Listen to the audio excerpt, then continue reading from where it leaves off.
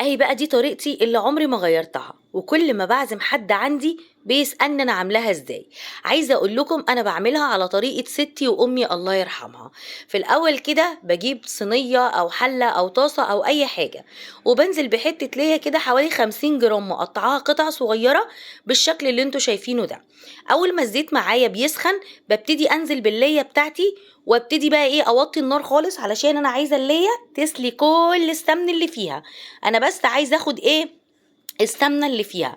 عايزه اقول لكم كمان ان هي مفيده جدا، علشان في ناس بتخش تقول لا اللي هي وحشه ومش عارفه ايه. لا على فكره دي دهون صحيه، واحسن كمان من السمنه المهدرجه والزيت.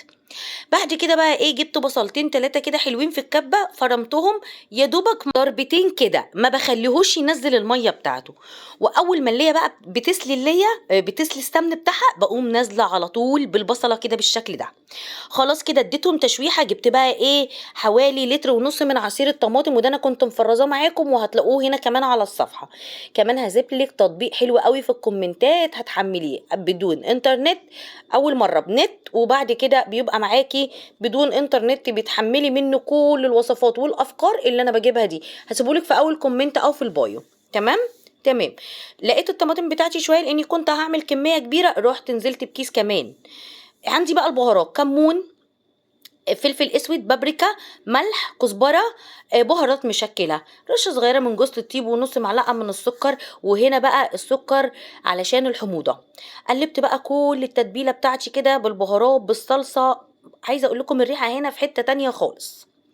قلبتها بقى كده كويس قوي، وهسيبها بقى على نار هاديه لحد ما تتسبك تماما، تاخد كده ايه وتدي مع نفسها على نار هاديه.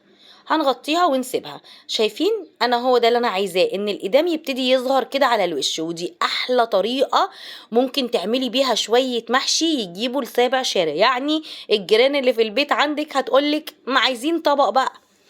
قلبي بقى كده كويس، وخدت منها شوية علشان انا بحب اشرب المحشي بشوية من الصلصة مع الشوربة.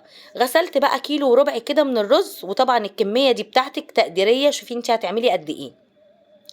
غسلته كويس قوي وصفيته. في ناس بتقولك ما تغسليش الرز. ازاي يعني يا جماعه؟ ازاي ما نغسلش الرز؟ الرز دوت بيتحفظ بحبوب غله، والحبوب دي سامه، فما ينفعش. لازم طبعا الرز يتغسل كذا مره. بعد كده بقى جبت الخضره المشكله بتاعتي من كل حاجه رابطه: ربطه كزبره، ربطه بقدونس، ربطه شبت. غسلتهم كويس قوي قوي ونشفتهم وقطعتهم بالشكل ده ونزلت بيهم. انا هنا خلاص طفيت النار، اديت الرز لفة مع الصلصة والنار كانت قايدة. بعد كده طفيت على طول ونزلت بالخضرة بتاعتي وبس كده. هبتدي بقى احشي بيها ورق عنب او بتنجان اي حاجة. اذا عجبتك ما تنسيش الشير واللايك. باي.